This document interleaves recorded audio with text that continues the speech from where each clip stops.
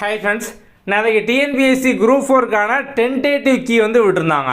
இந்த டென்டேட்டிவ் கீயில் உங்களுக்கு ஏதாவது தப்பாக இருக்குன்னு தோணுச்சு அப்படின்னா நீங்கள் வந்து அதை சேலஞ்ச் பண்ணலாம். எப்படி சேலஞ்ச் பண்ணலாம் அப்படின்னா, இப்போ வந்து உங்களுக்கு ஒரு எக்ஸாம்பிளுக்கு ஒரு 45 கொஸ்டின், அதுக்கான கரெக்டான ஆன்சர் பார்த்தோம் அப்படின்னா உங்களுக்கு வந்து ஆப்ஷன் டின்னு தெரியும். ஆனால் அதுக்கு கீழே பார்த்தோம் அப்படின்னா ஆப்ஷன் ஏன்னு கொடுத்துருக்காங்க, இல்லை ஆப்ஷன் பின்னு மாற்றி கொடுத்துருக்காங்க. அப்படின்னா நீங்கள் அதை வந்து சேலஞ்ச் பண்ணலாம். ஸோ அது எப்படி சேலஞ்ச் பண்ணணும் அப்படிங்கிற இன்ஸ்ட்ரக்ஷன் தான் நம்ம இந்த வீடியோவில் வந்து காமிச்சிருக்கோம். முதல்ல வந்து tnbsc.gov.in இந்த வெப்சைட்டுக்குள்ளே வந்து போங்க. ஸோ அதுக்கப்புறம் 2-3 ஸ்டெப் தான் வரும், நம்ம இந்த வீடியோலேயே வந்து காமிச்சிருக்கோம். நீங்கள் வந்து அடுத்தடுத்து எங்கெங்கே போகணும் அப்படிங்கிறது. இதுக்குள்ளே போயிட்டீங்க அப்படின்னா உங்களோட ரெஜிஸ்டர் நம்பர், அப்ளிகேஷன் நம்பர், அதுக்கப்புறம் வந்து எத்தனை கொஸ்டினை சேலஞ்ச் பண்ண போகிறீங்க இதெல்லாம் வந்து கேட்கும். நீங்கள் இதெல்லாம் பார்த்தோம் அப்படின்னா வந்து ஃபில் பண்ணணும்.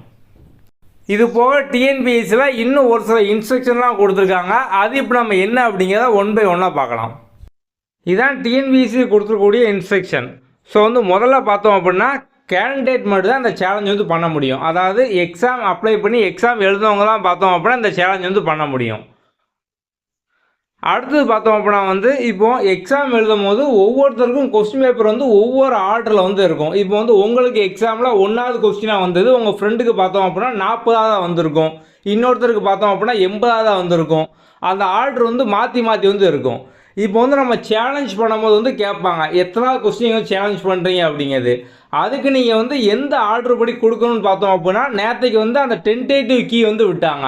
அந்த டென்டேட்டிவ் கீழே வந்து எந்த ஆர்டரில், ஸோ அந்த டென்டேட்டிவ் கீழே எத்தனாவது கொஸ்டின் தப்பாக இருக்கும் நீங்கள் வந்து அதான் வந்து எடுத்துக்கணும்.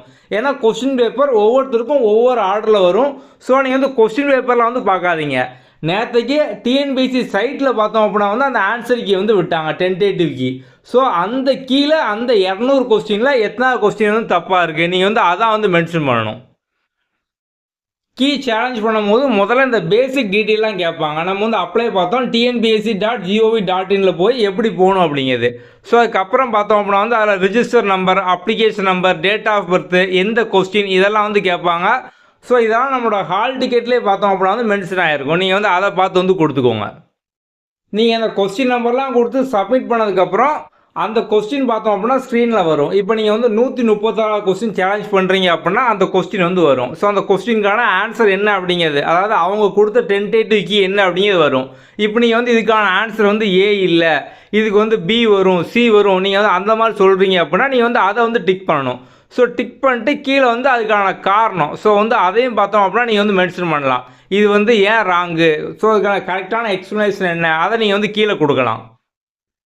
அடுத்து பார்த்தோம் அப்படின்னா இப்போ நீங்கள் வந்து ஒரு ஆன்சர் தப்புன்னு சொல்கிறீங்க அப்படின்னா ஏதோ ஒரு சோர்ஸ் பார்த்தாலும் சொல்லுவீங்க. ஒரு சமச்சீர் புக்கோ இல்லை வந்து கவர்மெண்ட்டோட வெப்சைட்டோ அதெல்லாம் பார்த்துன்னு சொல்லுவீங்க. ஸோ இப்போ வந்து நீங்கள் வந்து ஒரு அஃபீஷியலான புக்கை பார்த்து சொல்கிறீங்க, சமச்சீர் புக்கில் இந்த ஸ்டாண்டர்டில் இருக்குது, இந்த பப்ளிகேஷனில் இருக்குது, அந்த எடிஷன் வந்து இப்போ 2022, 21 ஃபஸ்ட் எடிஷன், இந்த மாதிரிலாம் அதை பற்றின டீட்டெயில் எல்லாமே நீங்கள் வந்து இதில் இன்க்ளூட் பண்ணணும். நீங்கள் சொல்லக்கூடிய அந்த புக்கு, ஸோ அந்த புக்கில் இந்த பேஜில் இருக்குது அப்படின்னா அதை நீங்கள் வந்து ஒரு ஃபோட்டோவாக எடுத்து பிடிஎஃப் ஆக்கி வந்து அதில் நீங்கள் அப்லோட் பண்ணுற மாதிரி வந்து இருக்கும். அப்படி அப்லோட் பண்ணும்போது அந்த ஃபைலோட சைஸ் பார்த்தோம் அப்படின்னா 3 MBக்கு வந்து கம்மியாக இருக்கணும். எல்லாம் கம்ப்ளீட் பண்ணதுக்கப்புறம் ஒரு அக்னாலஜ்மெண்ட் வரும், அதை நீங்கள் வந்து சேவ் பண்ணி வச்சுக்கலாம். அதே மாதிரி பார்த்தோம் அப்படின்னா ஒரே ஆள் எத்தனை கொஸ்டினாலும் சேலஞ்ச் பண்ணிக்கலாம். ஒரு சில பேர் சொல்லுவாங்க 4 தான் பண்ணலாம், 5 தான் பண்ணலாம் அப்படின்னு. அப்படி இல்லை. ஸோ ஒரே ஆள் பார்த்தோம் அப்படின்னா நீங்கள் 200க்கும் சேலஞ்ச் பண்ணோம் அப்படின்னா நீங்கள் வந்து 200க்கு வந்து பண்ணலாம், உங்கள் இஷ்டம் தான். இன்னொரு முக்கியமான இன்ஸ்ட்ரக்ஷன் வந்து கொடுத்துருக்காங்க. இப்போ நீங்கள் வந்து அந்த சோர்ஸ் கொடுக்குறதுக்கு வந்து நீங்களாக உங்கள் நோட்ஸில் வந்து ரஃப் பேப்பரில் முக்கில் வந்து ஏதாவது வந்து எழுதி வச்சுட்டு நான் வந்து இதான் சோர்ஸாக வச்சுருக்கேன், இதுக்கான ஆன்சர் இதுதான் அப்படிங்கிற மாதிரி நீங்கள் வந்து அதை ஃபோட்டோ எடுத்து அனுப்பக்கூடாது. கையால் எழுதப்பட்ட குறிப்புகள் விடைக்கான ஆதாரமாக கருதப்பட மாட்டாது. இப்போ வந்து எக்ஸாமில் நீங்கள் வந்து ஏதோ ஒரு ஞாபகத்தில் திருக்குறளை இயற்றியவர் பாரதியார்னு போட்டிருக்கலாம். சரி, நம்ம வந்து சேலஞ்ச் பண்ணி பார்ப்போம்னு சொல்லி டக்குன்னு ஒரு A4 பேப்பர் எடுத்து திருக்குறளை இயற்றியது பாரதியார் அப்படிங்கிற நீங்கள் வந்து எழுதி இதை வந்து ஃபோட்டோ எடுத்து என்கிட்ட சோர்ஸ் இருக்குது அப்படிங்கிற மாதிரி காமிக்கக்கூடாது. அப்படிங்கிற மாதிரி பார்த்தோம் அப்படின்னா ஒரு பாயிண்ட் வந்து கொடுத்துருக்காங்க. ஸோ வந்து இன்னும் என்ன நீ பைத்தியக்காரனாக நினச்சிக்கிட்டு இருக்கல அப்படிங்கிற மாதிரி இதை பார்க்கும்போது இருக்குது. ஸோ இந்த மாதிரி கண்டிப்பாக யாரும் வந்து பண்ண மாட்டீங்க. ஆனால் அதையும் வந்து ஒரு பாயிண்ட்டாக கொடுத்துட்டு நன்றி அப்படிங்கிற மாதிரி முடிச்சிருக்காங்க. வேறு ஏதாவது டவுட் இருக்குது அப்படின்னா கீழே கமெண்டில் கேளுங்க, நம்ம அடுத்தடுத்த வீடியோவில் பார்க்கலாம்.